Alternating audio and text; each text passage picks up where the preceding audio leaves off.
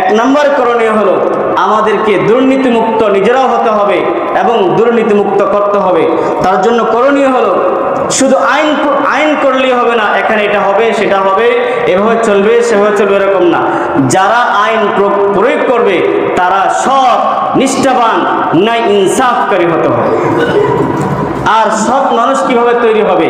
সৎ মানুষ তৈরি হওয়ার জন্য অনেকগুলো করণীয় আছে। এর মধ্যে প্রথম নম্বর করণীয় হলো কোরআন সুন্নাহ ও সোনালী যুগের আদর্শ নীতিমালা বাস্তবায়িত করতে হবে।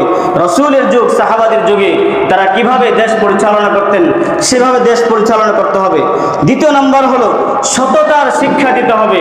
সৎ কি জিনিস, যে সিলেবাস তৈরি করা হয়েছে এখন সেই সিলেবাসের মধ্যে সততা কি জিনিস সারা জীবনে খুঁজে পায় না। খালি বিমান কিভাবে তৈরি করতে হবে, কিভাবে গাড়ি তৈরি করতে হবে, কিভাবে ওইটা করতে হবে, কিভাবে ব্যবসা করতে হবে, কিভাবে খামারি করতে হবে, এই সমস্ত